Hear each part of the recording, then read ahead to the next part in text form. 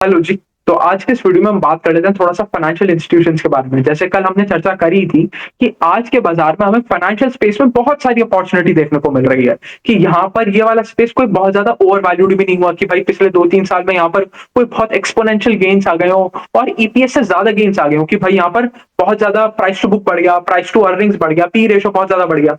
ऐसा भी नहीं है। रिलेटिवली ग्रोथ भी यहाँ पर अच्छा आ रहा है और उसके बाद जो आज के दिन जो सबसे बड़ा कंसर्न बना हुआ है लोगों के लिए, दैट इज यूएस टैरिफ्स। वहां से भी ये लोग थोड़ा बहुत प्रोटेक्टेड है। देखो, थोड़ा बहुत इंपैक्ट सबको आएगा, but one of the most protected अगर हम सेक्टर बोले तो वो फाइनेंस सेक्टर होगा। अब पहले थोड़ी सी चर्चा कर लेते हैं, जो छोटे इंपैक्ट के बारे में हम बात कर रहे हैं ये कैसे आएगा। कोई ऐसा तो है नहीं कि चाइना से कोई कल को बैंक उठ के आ जाएगी, इंडिया में अपना बैंक सेटअप कर लेगी और इंडिया में लोन करना चालू कर देगी और एचडीएफसी बैंक को आउट ऑफ बिजनेस कर देगी। तो ऐसा तो हो नहीं सकता। यहाँ पर प्रॉब्लम आएगी किस तरीके से वो थोड़ा समझ लेते हैं। देखो, एचडीएफसी बैंक बिजनेस लोन भी तो करता है। अगर उसने कोई ऐसे बिजनेस को लोन कर दिया जो जाके यूएस में अपना प्रोडक्ट बेच रहा है तो प्रॉब्लम है। इसको एग्जांपल से समझने की कोशिश करते हैं। Suppose Tata motor 90% of the sale अपना यूएस मार्केट से लेके आ रहा है, अजम्पशन हम ले रहे हैं, और टाटा मोटर को लोन कर दिया एचडीएफसी बैंक ने। तो क्या सिचुएशन बनी कि एचडीएफसी बैंक ने 1 करोड़ रुपए का लोन टाटा मोटर को कर दिया और टाटा मोटर की सेल आ रही है यूएस से। तो टाटा मोटर की सेल तो हैम्पर हो गई, वहां तो बिल्कुल बच गया बैंड। तो अगर वो सेल हैम्पर हो गई तो वो 1 करोड़ रुपए टाटा मोटर एचडीएफसी बैंक को चुकाएगा कैसे? वो ईएमआई सर्विस कैसे कर पाएगा जब तक वो सेल नहीं करेगा? तो एंड ऑफ द डे अगर टाटा मोटर का प्रॉब्लम आएगा तो कुछ ना कुछ प्रॉब्लम तो एचडीएफसी बैंक के पास भी जाएगा ही जाएगा। तो इसलिए ऐसा नहीं है कि ये लोग एकदम ही इम्पैक्ट से इंसुलेटेड है, बट हाँ वो सेकंड लेवल थर्ड लेवल पे जाके इनको इम्पैक्ट हो रहा है तो थोड़ा बहुत प्रोटेक्टेड है, ये हम कह सकते हैं। तो चलिए अब आगे थोड़ी सी बात कर लेते हैं। अब देखो, थोड़ा क्या फाइनेंस सेक्टर से लोग बाग डरते हैं क्योंकि थोड़ा सा कॉम्प्लेक्स लगता है लोगों को समझने में। तो आज उसको ही सिंप्लीफाई करने की कोशिश करेंगे। देखो, सबसे पहले उठा लेते हैं बैंक्स, या चलो सबसे पहले एकदम जेनरिक स्टेटमेंट मारते हैं, कोई भी फाइनेंशियल इंस्टीट्यूशन के लिए कॉमन रहेगा। एक तरफ से पैसा उठाना है, दूसरी तरफ पैसा लेंड करना है। अगर आप अपने आप को एक बैंक मानते हो, या आप ऐसे समझो कि आप आज से लोन देने का काम चालू कर रहे हो, आप अपनी सारी नौकरी वोकरी छोड़ के आपने कुछ पैसा इकट्ठा किया, उसको आप लेंड आउट करोगे। तो अब देखो क्या होगा, आप किस रेट पे पैसा इकट्ठा कर रहे हो। अज्यूमिंग कि हम अपने घर का पैसा नहीं उठा रहे, हम बाहर से पैसा ब्याज पे उठा रहे हैं और आगे पैसा लेंड कर रहे हैं। तो आपका डे क्या होगा, आपका उद्देश्य क्या होगा कि आप एक तरफ से पैसा उठा रहे हो। तो सपोज आपने पैसा उठाया 6% के ऊपर और सामने वाली साइड पे आप लेंड कर रहे हो, तो आपकी तो यही कोशिश रहेगी ना कि जहां पर आप लेंड करो वहां पर आप 6% से ज्यादा रेट पे लैंड करो, कि भाई वहां पर आप 10-12% के आसपास पे लैंड करो, जिससे 5-6% बीच में आपको बनाने का मौका मिले। और आप ऐसी जगह लैंड करो जहां पर डिफॉल्ट रेट लगभग जीरो हो, एकदम नेग्लिजिबल हो, मतलब आपका पैसा घाटे में नहीं जाना चाहिए। ऐसा ना हो कि वो आपका पैसा लेके ही भाग जाए। तो बस इसी सिंपल कॉन्सेप्ट पे पूरा का पूरा फाइनेंशियल इंस्टीट्यूशन चलता है। एक तरफ से पैसा उठाते हैं, दूसरी तरफ पैसा लेंड करते हैं, ज्यादा रेट पे लेंड करते हैं, बीच में अपना कमीशन बनाते हैं और ऐसी जगह लेंड करने की कोशिश करते हैं जहां पर से इनको पैसा वापस मिल जाए। तो जब यहाँ पर एक भी कड़ी गड़बड़ा जाती है तब ये फाइनेंशियल इंस्टीट्यूशंस का बाण बच जाता है। अगर आपका कॉस्ट ऑफ बोरिंग ऊपर चला गया, आपका जो उधार देने का रेट है वो ऊपर नहीं जा पाया, तो आपकी बाण बच गई। अगर आपकी कलेक्शन एफिशिएंसी, जो आपके पास पैसा वापस आना चाहिए था, जो आपका पैसा आपने बाजार में दिया हुआ था उसकी ईएमआई आपको मिलनी चाहिए थी, वो नहीं मिली, आपकी एसेट क्वालिटी खराब हो गई, आपकी बैंड बच गई। वहीं आपकी कॉस्ट ऑफ बोरिंग सेम रहा, आपको कलेक्शन मिल रहा है, बट आपकी ओवरऑल यील्ड नीचे आ गई, तो भी आपको प्रॉब्लम हो जाएगा, तो भी आप उतना प्रॉफिट नहीं बना पाओगे। तो इन तीनों चीजों को कंपनी को बैलेंस करके चलना पड़ेगा। कंपनी को अपनी कॉस्ट ऑफ बोरिंग भी कंट्रोल में रखनी पड़ेगी, यील्ड भी कंट्रोल में रखने पड़ेंगे, एसेट क्वालिटी भी कंट्रोल में रखनी पड़ेगी। तो अगर इन तीन चीजों को किसी भी कंपनी ने साध लिया फाइनेंशियल स्पेस में, तो वो कंपनी अपना काम कर जाएगी, वो कंपनी मार्केट शेयर कैप्चर कर जाएगी। और हिंदुस्तान बहुत बड़ा मार्केट है, यहाँ पर कभी भी ऐसा नहीं होगा कि भाई एक बिरला ओपस आ गया इसलिए एशियन पेंट का मार्केट शेयर घट गया। तो यहाँ पर बैंकिंग सेक्टर में तो बहुत ज्यादा अंडर पेनिट्रेशन है। तो यहाँ पर कभी भी ये नहीं होगा कि भाई ये वाली कंपनी मार्केट शेयर ले रही है, 100 रुपए का ही मार्केट है, अब 20 रुपए का मार्केट उस कंपनी की तरफ चला गया। बहुत बड़ा मार्केट है, बहुत सारे प्लेयर्स को अकोमोडेट कर सकता है, बहुत ग्रोथ पोटेंशियल भी है। बट आपको चीज में ध्यान क्या रखना है कि ये तीन चीज कहीं भी नहीं गड़बड़ानी चाहिए। आपकी कॉस्ट ऑफ बोरिंग कंट्रोल में रहनी चाहिए, आपकी यील्ड कंट्रोल में रहनी चाहिए, आपकी एसेट क्वालिटी कंट्रोल में रहनी चाहिए। अगर ये तीन चीजें सही चल रही हैं तो एक फाइनेंशियल इंस्टीट्यूशन बहुत बढ़िया काम कर रहा है। अब एक एक करके एक एक फाइनेंशियल इंस्टीट्यूशन को उठाते हैं और थोड़ा सा समझने की कोशिश करते हैं। अब देखो, सबसे पहले उठा लेते हैं बैंक्स। अब बैंक्स में चाहे प्राइवेट प्लेयर बैंक हो, चाहे आपके पीएसयू बैंक्स हो, चाहे आपके स्मॉल फाइनेंस बैंक्स हो, ये सारे के सारे एक ही कैटेगरी में ले लेते हैं। इनको समझते हैं किस तरीके से चलता है। तो अब हमने बात करी थी कि एक तरफ से पैसा उठा रहे हैं, दूसरी तरफ पैसा लेंड कर रहा है। एक-एक करके बात करते हैं। सबसे पहले पैसा उठाने वाली बात पे आ जाता है। तो आप पैसा कैसे उठाओगे? भाई एक बैंक 3-4 तरीके से पैसा उठा सकता है।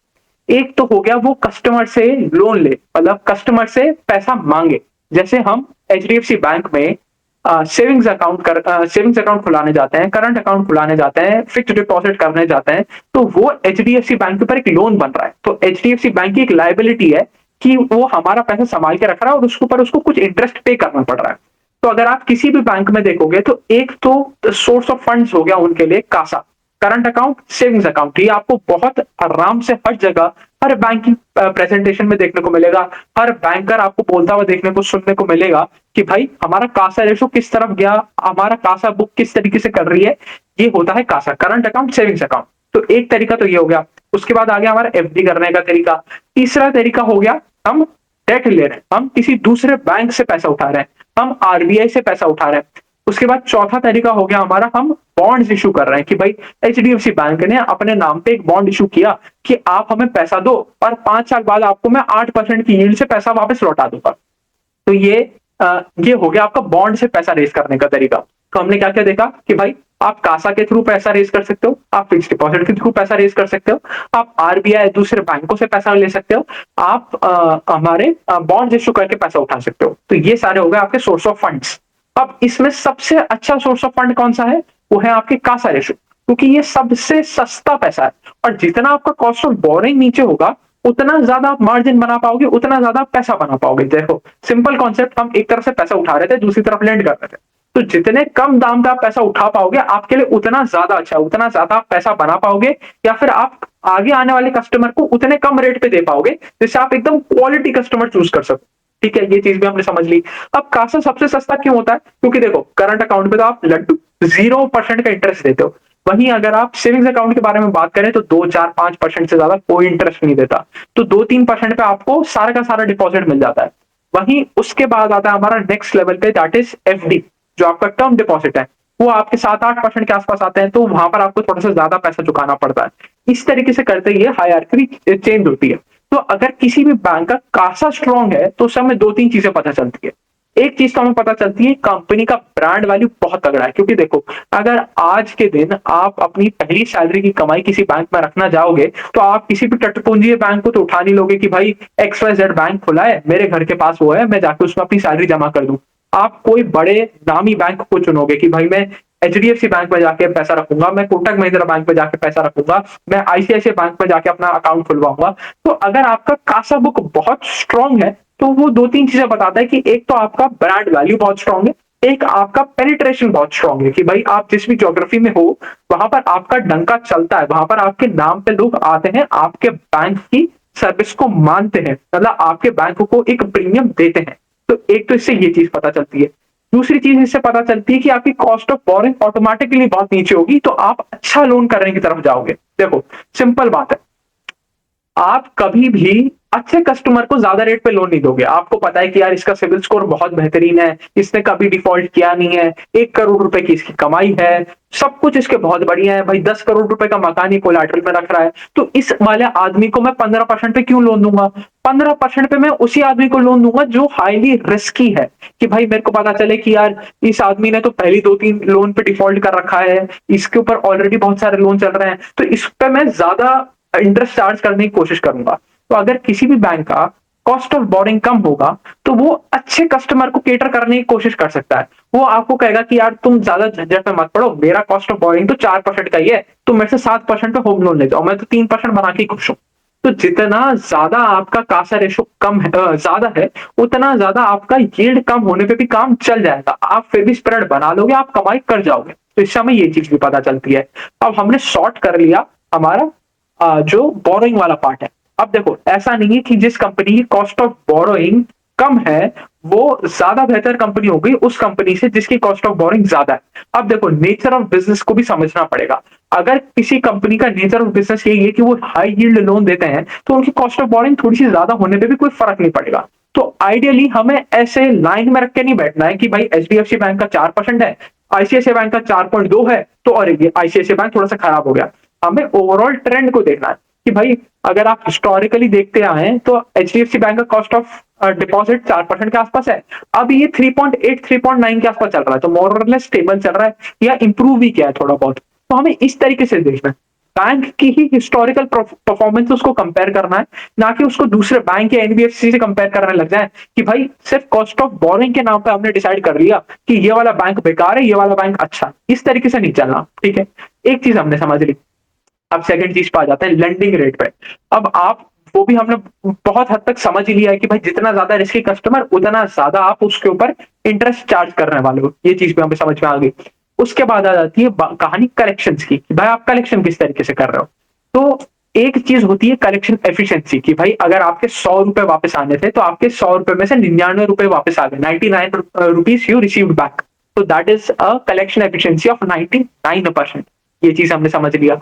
अब क्या हुआ कि कोई ऐसा एक आदमी निकला जिसने अपने लोन पे डिफॉल्ट कर दिया, उसने वो 1 रुपया नहीं चुकाया, तो क्या होगा। तो पहले बार तो क्या होगा, सपोज उसको 1 तारीख को पैसा चुकाना था, तो 1 तारीख को उसने डिफॉल्ट कर दिया, तो वो 1+डीपीडी वाली बकेट में चला जाएगा। आपको ये देखने को मिलेगा SMA 1 के नाम से बकेट आती है या DPD 1 के नाम से बकेट आती है। ये इस तरीके के नाम से आपको टर्मिनोलॉजी से देखने को मिलेगा कि इतने परसेंट हमारे लोन्स है जिसमें एक ईएमआई मिस हो गया। तो चलो एक ईएमआई मिस हो गया तो 1+डीपीडी में चला गया। उसके बाद की कहानी कर लेते हैं। उसके बाद क्या हुआ, उसने एक और ईएमआई मिस कर दी, तो वो क्या होगा, वो 2+डीपीडी में चला जाएगा।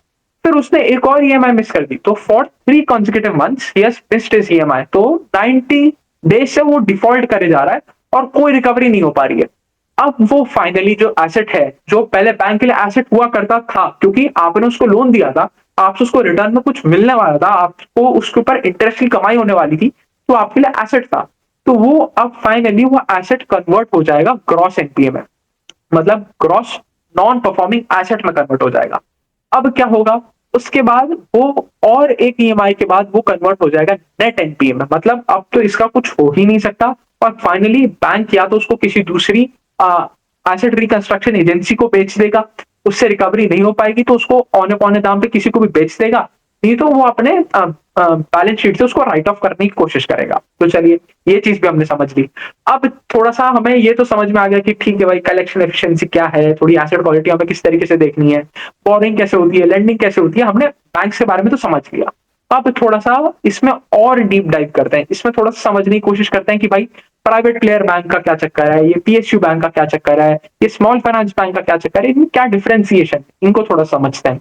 तो देखो आइडियल सिनेरियो में जितने भी प्राइवेट प्लेयर बैंक है, देखो बहुत आइडियल सिनेरियो लेके चल रहे हैं। यहाँ पर बहुत अच्छी चीजें होती हैं, यहाँ पर कोई बहुत ज्यादा एसेट क्वालिटी का इशू आता नहीं है। आप जितने भी बड़े प्राइवेट प्लेयर बैंक देखोगे, आप आईसीआईसीआई देखो, कोई कोई एसेट क्वालिटी का इशू नहीं है।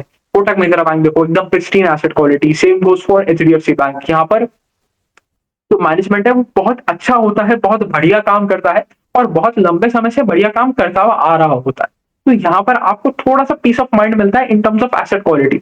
हाल ही में ये चेंज जरूर हुआ है, हाल ही में पीएसयू बैंक से बहुत अच्छा करने लगे हैं। अब देखो वन ऑफ सिचुएशंस बहुत जगह होती है, जैसे आरबीएल बैंक है, आरबीएल बैंक में चीजें खराब हुई हुई, बंधन बैंक है, चीजें खराब हुई हुई, तो हर जगह एक्सेप्शंस हो सकते हैं।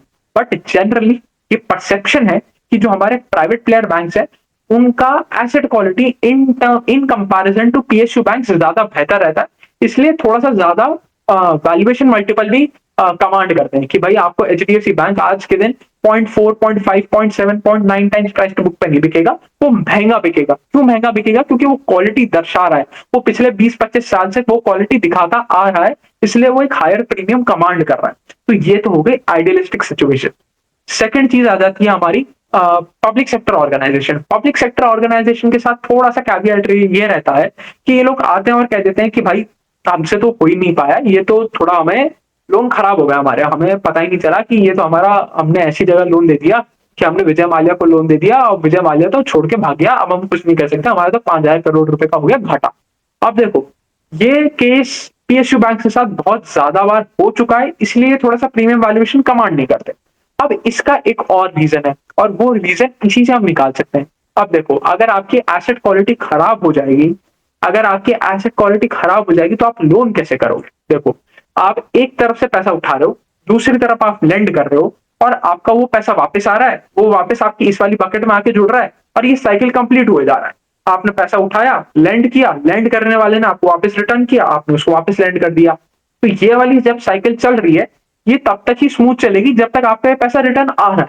तो सपोज आपने अपने जो आपने कलेक्ट किया था पैसा, आपने जो डिपॉजिट्स दिए थे, उससे आपने लैंड तो कर दिया, बट लैंड किया हुआ पैसा वापस नहीं आ रहा। तो आप क्या करोगे? आप कहोगे कि भैया रुक जाओ, पहले जो पैसा बाहर गया हुआ है उसको हम अंदर लेके आते हैं, पहले हम अपनी एसेट क्वालिटी सुधारते हैं, फिर हम ग्रोथ करने के बारे में सोचेंगे। तो जब आपके पब्लिक सेक्टर ऑर्गेनाइजेशंस में, पब्लिक सेक्टर यूनिट्स में जब ग्रोथ आ ही गई नहीं, क्योंकि आपकी एसेट क्वालिटी बार बार खराब हुए जा रही है, आप हर 2-3 साल 4 साल बाद आके कह देते हो कि यार हमारा तो एसेट क्वालिटी खराब हो गया, अब हम ग्रोथ नहीं कर पाएंगे, हम पहले इससे निपटने की कोशिश करेंगे। तो इसलिए ये लोग हायर प्रीमियम इसी वजह से भी कमांड नहीं कर पाते, क्योंकि कंटिन्यूस ग्रोथ दिखा नहीं पाते। और कंटिन्यूस ग्रोथ ना दिखाने का रीजन यही है कि ये कंटिन्यूसली अपनी एसेट क्वालिटी को ढंग के लेवल्स पे मेंटेन भी नहीं कर पाते। ये चीज भी हमने समझ ली। अब देखो, आइडियलिस्टिक वर्ल्ड में क्या होना चाहिए कि अगर कोई बैंक ऐसा है जो अच्छे ईपीएस ग्रोथ कर रहा है, मतलब अच्छा एयूएम में ग्रोथ लेके आ रहा है, अच्छा लोन बुक में ग्रोथ लेके आ रहा है, अच्छा डिपॉजिट में ग्रोथ लेके आ रहा है, तो उसका ईपीएस भी अच्छी तरीके से बढ़ना चाहिए, अगर वो अपनी एसेट क्वालिटी को मेंटेन करता है, और उसका वैल्यूएशन भी उस हिसाब से ऊपर जाना चाहिए। बट यहाँ पर हिस्ट्री अपना रोल निभाती है, वो बताती है कि यार इस बैंक की हिस्ट्री उतनी अच्छी नहीं है, उसको कंपैरेटिवली, उसको अपनी हिस्ट्री के कंपैरिजन में शायद प्रीमियम वैल्यूएशन मिल सकता है, बट आज के दिन आप पीएनबी को एचडीएफसी बैंक से जाके कंपेयर नहीं कर सकते। ये चीज हमें समझना है। अच्छा, इसमें एक और बहुत इंपॉर्टेंट चीज है। अब आप कर रहे हो ग्रोथ, देखो पैसा आपको मिल रहा है सिर्फ और सिर्फ ग्रोथ करने का, आपको ईपीएस में ग्रोथ लाना है। ईपीएस क्या है? Earning per share. आप एक शेयर होल्डर हो, तो अगर शेयर होल्डर में अर्निंग पर शेयर ही नहीं बढ़ेगा तो शेयर होल्डर पैसा कैसे कमाए? तो ईपीएस में ग्रोथ आना चाहिए। ईपीएस में ग्रोथ आने के लिए आपको क्या करना पड़ेगा? आपको ज्यादा से ज्यादा लेंडिंग करना पड़ेगा। ज्यादा से ज्यादा लेंडिंग के लिए क्या करना पड़ेगा? ज्यादा से ज्यादा बोरो करना पड़ेगा, डिपॉजिट की रेट ऑफ ग्रोथ को बढ़ाना पड़ेगा। तो एक और यहाँ पर बहुत इंपॉर्टेंट चीज होती है, हमें प्राइवेट छोड़ो, पूरे के पूरे बैंकिंग इंडस्ट्री में ये देखना होता है कि आपका लोन बुक का रेट ऑफ ग्रोथ और डिपॉजिट का रेट ऑफ ग्रोथ चल किस तरीके से रहा है। क्या लोन बुक का जो रेट ऑफ ग्रोथ है वो 10% है और आपकी डिपॉजिट का रेट ऑफ ग्रोथ 5% है? अगर ऐसा है तो बहुत लंबे समय तक चीजें सही नहीं चल सकती। यहाँ पर इन दोनों को आसपास ही रहना पड़ेगा कि भाई मेरी लोन बुक बढ़ रही है 25% से, मेरा रेट ऑफ डिपॉजिट ग्रोथ भी 25% के आसपास ही है, तभी आप over a very long period of time ये अपनी ग्रोथ को सस्टेन कर पाओगे।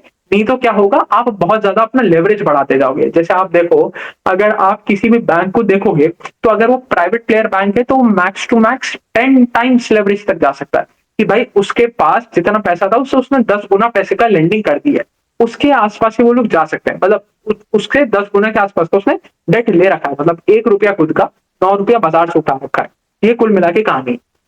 तो 10 टाइम्स लेवरेज तक प्राइवेट प्लेयर बैंक जाते हैं। पब्लिक सेक्टर बैंक्स जो है वो 15 गुना लेवरेज तक भी चले जाते हैं। बट उसके बाद क्या होता है? यहाँ पर हमें drastic reduction in pace of growth देखने को मिलता है, क्योंकि आपका रेट ऑफ डिपॉजिट तो बढ़ नहीं रहा, आप लोन बुक को बहुत तेजी से बढ़ाए जा रहे हो, अपना लेवरेज भी बढ़ाए जा रहे हो। और लेवरेज करने की भी सीमा होती है, आप ऐसा नहीं है कि 50 टाइम्स 70 टाइम्स 100 टाइम्स लेवरेज चले जाओ। आप 15 times leverage max to max public sector के केस में जा सकते हो, 10 times max to max private sector के केस में जा सकते हो। तो हमेशा हमेशा हमें ये ध्यान रखना है कि भाई जो हमारा लोन बुक का पेस ऑफ ग्रोथ है और डिपॉजिट का पेस ऑफ ग्रोथ है वो आसपास रहना चाहिए और अच्छा रहना चाहिए। अब अच्छा कैसे कैटेगराइज करेंगे? क्या 10% को अच्छा मानेंगे, या 25% को अच्छा मानेंगे, या 50% को अच्छा मानेंगे? उसके लिए भी सिंपल सा फॉर्मूला है कि जो देश के सबसे बड़े दो बैंक्स हैं जिनका लोन बुक साइज सबसे बड़ा है, कि आज एसबीआई का 40-45 लाख करोड़ रुपए के आसपास का लोन बुक है, एचडीएफसी का 35-36 लाख करोड़ रुपए के आसपास का लोन बुक है। इन दोनों का एग्रीगेट लेवल पे क्या लोन बुक ग्रोथ आ रहा है? अगर ये दोनों मिल के 12% के आसपास का ग्रोथ कर रहे हैं, तो जितने भी हमारे बैंक्स हैं उनको मिनिमम टू मिनिमम 12% तो ग्रो करना ही चाहिए। उसके बाद आ जाता है रिलेटिव आउट परफॉर्मेंस का गेम, कि भाई कोटक महिंद्रा बैंक 25% बढ़ गया और आईसीआईसीआई 20% ही बढ़ा, तो वो आ जाता है कि भाई Kotak Mahindra is performing better than ICICI. तो वो आ जाता है सेकंड लेवल एनालिसिस। बट आपको एक अच्छी कंपनी कैटेगराइज होने के लिए पहला स्टेप है कि आपका लोन बुक का जो रेट ऑफ ग्रोथ है वो ज्यादा होना चाहिए हमारे देश के सबसे बड़े दो बैंक्स की rate of loan book growth से। तो ये तो पहला बिल्कुल बेसिक पॉइंट है। अगर उससे किसी का लोन बुक का रेट ऑफ ग्रोथ कम आ रहा है तो उसको तो हम सीधा ही दरकिनार कर सकते हैं कि भाई यहाँ पर कुछ ढंग का हो नहीं रहा, अनलेस एंड अनटिल कोई एक्सेप्शन हो कि भाई यहाँ पर पहले बहुत ज्यादा एसेट क्वालिटी खराब थी, अब ये बैंक टर्न अराउंड स्टोरी में। तो टर्न अराउंड स्टोरी के अलावा कोई भी ऐसा बैंक नहीं है जो इन दोनों बैंक के एग्रीगेट लोन बुक ग्रोथ से कम ग्रो करे और वो आउट परफॉर्म कर जाए या वो बहुत बेहतरीन शेयर बन जाए। तो एक हमें आसान तरीका मिल गया कि भाई एटलीस्ट आप हमें 12-15% का लोन बुक ग्रोथ दिखाओ, उससे कम में तो हमारा बात बनेगी नहीं। उससे कम अगर आप ग्रोथ लेके आ रहे हो तो आप पकड़ो अपना शेयर, हमें आपकी कंपनी में शेयर होल्डर बनना ही। ठीक है, एक चीज भी हमने समझ लिया। उसके बाद आ जाते हैं थोड़ा सा वैल्यूएशन के ऊपर बात कर लेते हैं, भाई प्राइस टू बुक मल्टीपल के ऊपर बात कर लेते हैं। तो देखो, जो बैंक ज्यादा ग्रोथ दिखाएगा वो ज्यादा प्रीमियम कमांड करेगा। हर सस्ती चीज अच्छी नहीं होती, सिंपल सी बात है। अगर कोई बैंक अच्छी रेट पे ग्रो कर रहा है, अगर आप सिंपल सी बात देखो ना, आपको सोने के दाम पे अगर आपको, मैं कह रहा हूं, पत्थर मिल रहा है तो बहुत बेकार डील है ना। अगर आप जाके 2 times 3 times price to book पे इतने महंगे वैल्यूएशन पे जाके एक आप सीयूबी जैसा शेयर खरीदोगे, सिटी यूनियन बैंक जैसा शेयर खरीदोगे, जिसकी ग्रोथ आ ही नहीं रही है, वो ऑलरेडी फुल लेवरेज हो चुका है, उसका कोई स्कोप ही नहीं है बढ़ने का, तो एकदम बेकार स्थिति है। तो आपको अच्छे दाम पे अच्छी डील ढूंढनी है, ये चीज हमें ध्यान रखना है। चलिए, ये चीज भी हो गया। इसके बाद अगर हम थोड़ी सी बात करें, देख लेते हैं क्या क्या हमने कवर कर लिया। हमने प्राइवेट प्लेयर बैंक्स कवर कर लिए, हमने पीएसयू बैंक्स कवर कर लिए। स्मॉल फाइनेंस बैंक में भी कोई बहुत ज्यादा फर्क नहीं है, बस इनको अपनी थोड़ी सी लोन बुक क्या है, टीयर 2 टीयर 3 टीयर 4 सिटीज में, मतलब थोड़ा सा lower start of the society में जाके अपना लोन बुक बांटना पड़ता है कि भाई एचडीएफसी बैंक जाके दिल्ली में भी लोन कर लेगा, बट जो एयू स्मॉल फाइनेंस बैंक है उसको थोड़ा गांव वाले एरिया में जाके लोन करना है। तो बेसिक यही डिफरेंस है, और कोई बिजनेस मॉडल में कोई बहुत ज्यादा फर्क है नहीं। बस यहाँ पर हमें ये याद रखना है कि जो हमारे पीएसयू बैंक है, जो स्मॉल फाइनेंस बैंक है, स्मॉल फाइनेंस बैंक में हमें थोड़ा सा कासा रेशो कम मिलता है, क्योंकि सिंपल सी बात है, उतना ब्रांड वैल्यू नहीं है, उतना ज्यादा पेनिट्रेशन नहीं है, इसलिए थोड़ा सा कासा रेशो कम है। तो इसीलिए हमें इनके हिस्टोरिक लेवल से देखना है कि अपने हिस्टोरिक लेवल से अपने कासा को किस तरफ लेके जा रहा है, ना कि इनका कंपैरिजन करना है with the likes of HDFC bank, ICICI bank and Kotak Mahindra bank. ये चीज हमने समझ ली। तो चलिए, मोटा मोटी ये तो हो ही गया। ठीक है, ठीक है, हमने बैंक्स मोर और लेस कवर कर लिया। अच्छा, एक काम और करते हैं, हम पूरे के पूरे फाइनेंशियल इंस्टीट्यूशन का स्ट्रक्चर कैसे होता है, कमाई कैसे होता है, उसको और समझ लेते हैं। तो देखो, अगर आप किसी भी फाइनेंशियल इंस्टीट्यूशन का बैलेंस शीट खोलोगे तो आपको 3-4 चीजें कॉमन मिलेंगी, और वही 3-4 चीजें हमें देखने से मतलब है। अब आ जाते हैं एक एक करके सारी चीजों को समझ लेते हैं। सबसे पहले आपको देखने को मिलेगा इंटरेस्ट इनकम, इंटरेस्ट अर्न। तो मतलब आपने ब्याज में कितना पैसा कमाया। उसके बाद आ जाता है इंटरेस्ट एक्सपेंस। इंटरेस्ट एक्सपेंस मतलब आपने कुछ पैसा उठाया भी था ना, उसका भी तो कुछ रेट ऑफ डिपॉजिट था ना, उसके लिए भी तो आपको इंटरेस्ट देना पड़ा ना। तो आपने कितना कमाया वर्सेस आपने कितना दिया, इन दोनों का जो डिफरेंस है वो आता है आपका नेट इंटरेस्ट इनकम के नाम से। तो एक हो गई हमारी नेट इंटरेस्ट इनकम। तो हमें ध्यान रखना है कि हमारी नेट इंटरेस्ट इनकम में लगातार ग्रोथ आना चाहिए। अगर कंपनी का लोन बुक 18-19% से बढ़ रहा है तो नेट इंटरेस्ट इनकम भी हमारा 18-19% से बढ़ना चाहिए, पहला पॉइंट।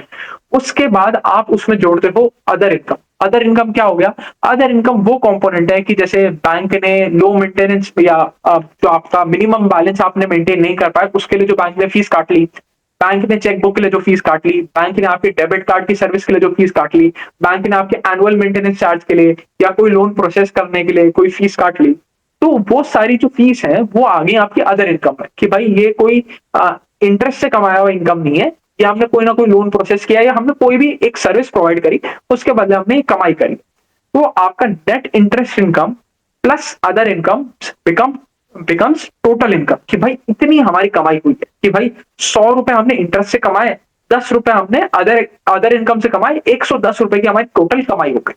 अब कमाई हो गई, इसके बाद आता है खर्चा। अब खर्चा क्या है? केपेक्स। केपेक्स के नाम से आपको हर बैलेंस शीट में मिलेगा। अब केपेक्स में क्या क्या आ जाता है कि भाई जो आपने ब्रांच खोली, ब्रांच को खरीदने का खर्चा, रेंट पे लेने का खर्चा, उसका बिजली पानी का खर्चा, वहां पर एम्प्लॉय हायर किया, एम्प्लॉय की सैलरी हो गई, ये सारी चीजें आ जाती हैं आपकी केपेक्स में। तो आपका जो टोटल इनकम है, टोटल इनकम में से आप माइनस करते हो आपका केपेक्स, तो आपको मिल जाता है आपका ऑपरेटिंग प्रॉफिट, जिसको हम बोलते हैं कामकाजी मुनाफा, कि भाई इतनी मेरी कमाई थी, इतना मेरा खर्चा था, अब नेट नेट मेरे पास ये बचा। ठीक है, अब इसमें से बहुत सारी चीजें माइनस होंगी। अब इसमें से एक चीज तो माइनस होगी, that is provisions, credit cost.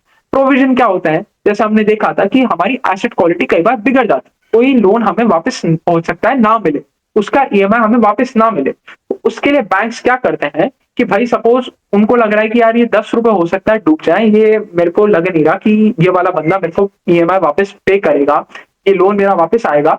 तो आज मैं अपने कामकाजी मुनाफे में से, आज मैं अपने पीपॉप में से, ऑपरेटिंग प्रॉफिट में से कुछ पैसा साइड निकाल के रख देता हूं, जो मेरे को हेल्प करेगा इस लोन में, इस लोन का घाटा मेरे को एब्सॉर्ब करने में हेल्प करेगा।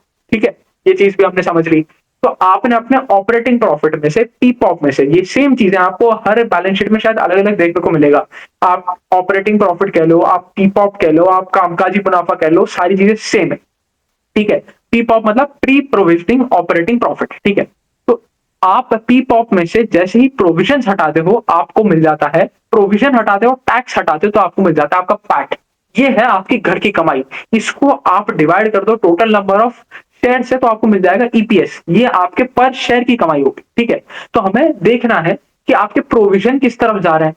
अब अगर आपके प्रोविजन ऊपर की तरफ जा रहे हैं, इसका मतलब बैंक को लग रहा है कि यार आगे खतरा है थोड़ा सा, आगे आने वाले समय में हमारी एसेट क्वालिटी थोड़ी सी खराब हो सकती है, इसीलिए आज कुछ पैसा निकाल के साइड रख दो। तो देखो, सिंपल सी चीज है, अगर किसी भी फाइनेंशियल इंस्टीट्यूशन में कुछ चीजें अगर खराब हो रही होंगी तो आपको बहुत आसानी से पता चल जाएगा, उसके इम्प्लीकेशंस आपको 1 क्वार्टर, 2 क्वार्टर, 3 क्वार्टर पहले ही मिल जाएंगे। जो हमें, अगर हम बात करें माइक्रो फाइनेंस वाले स्पेस में, मिल भी गए थे कि भाई एक तो आपका लोन बुक ग्रोथ कम हो जाएगा। जो कंपनियां पहले 70, 70, 80, 80% के आसपास का गाइडेंस दे रही थी, वो एकदम से आई 30, 35% के आसपास का ग्रोथ करने लगी।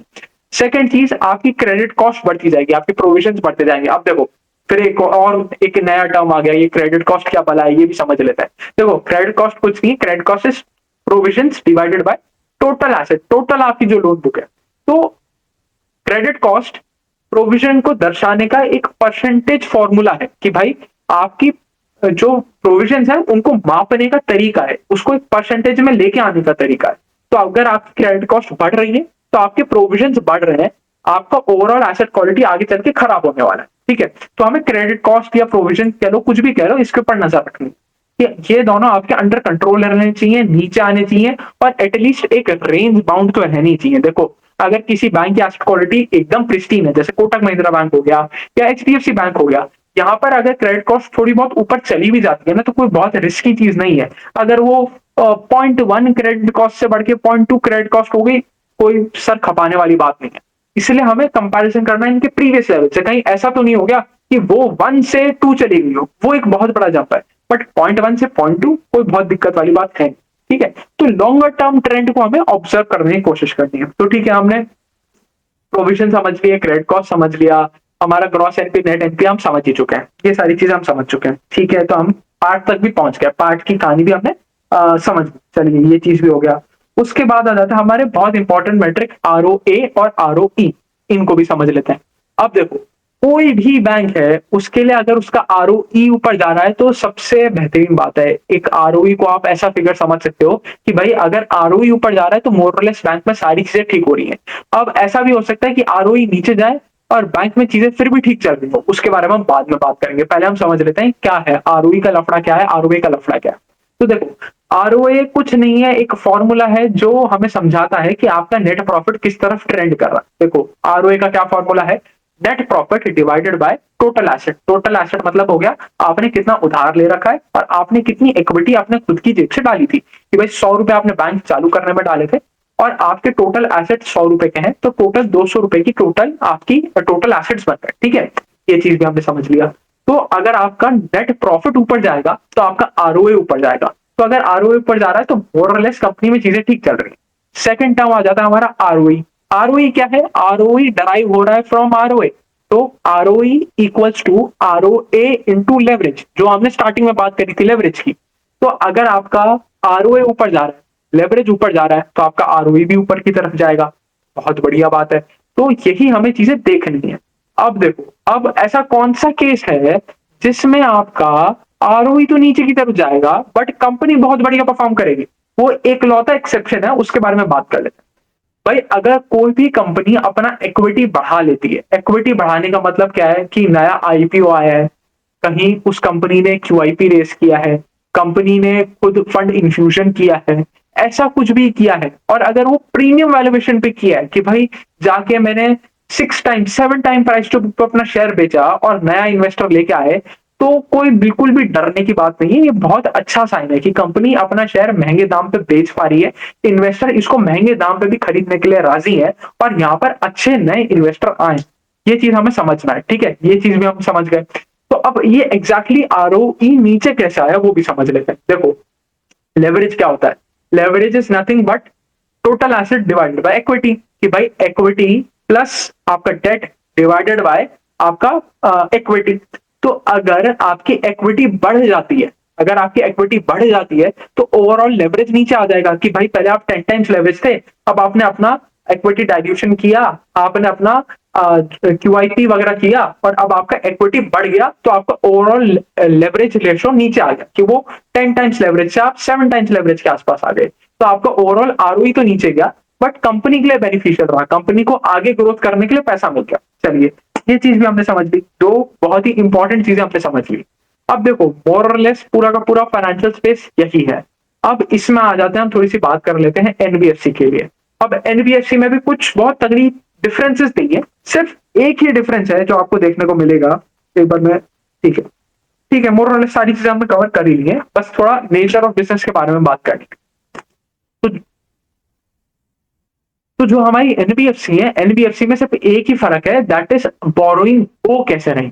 हमने देखा था कि बैंक केस में उनके पास कासा रेशो था, उनके पास करंट अकाउंट सेविंग्स अकाउंट था, बट ये फैसिलिटी एनबीएफसी में है ही नहीं। अगर आप देखो, अगर आपके पास बजाज फाइनेंस का कार्ड है, तो बजाज फाइनेंस में आपका अकाउंट नहीं है, बजाज फाइनेंस में जाके आप करंट अकाउंट नहीं खोल सकते, सेविंग्स अकाउंट नहीं खोल सकते। और इसी वजह से इनके लिए कॉस्ट ऑफ बोरिंग थोड़ी सी ज्यादा रहती है, इसलिए इनका नेचर ऑफ बिजनेस भी चेंज हो जाता है।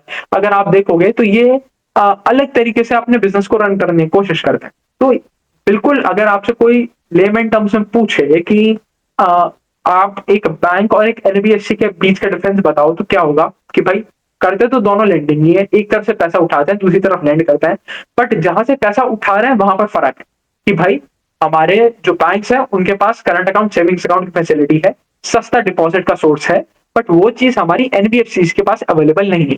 अब एनबीएफसी में बहुत तरह की एनबीएफसी होती है कि भाई हमारी अफोर्डेबल हाउसिंग फाइनेंस एनबीएफसी हो गई, प्राइम हाउसिंग फाइनेंस एनबीएफसी हो गई, माइक्रो फाइनेंस एनबीएफसी हो गई, एमएसएमई लेंडिंग करने वाली एनबीएफसी हो गई, या बजाज फाइनेंस जैसी बड़ी कोई जनरल एनबीएफसी हो गई।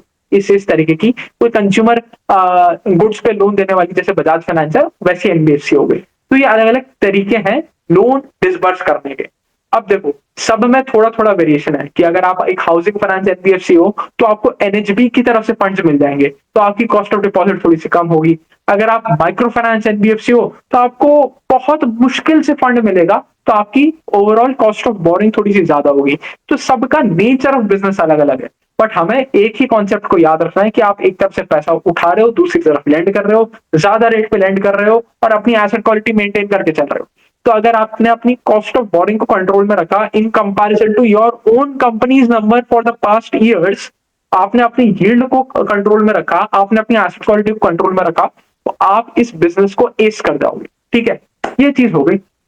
तो ठीक है, काफी लंबा वीडियो बन भी गया है, कितना टाइम हो गया देखने जरा, 34-35 मिनट्स के आसपास हो गए। ठीक है, बहुत है।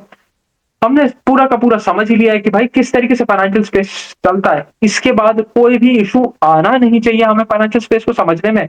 और लेस हमने सारी ही चीजों के बारे में बात कर ली है।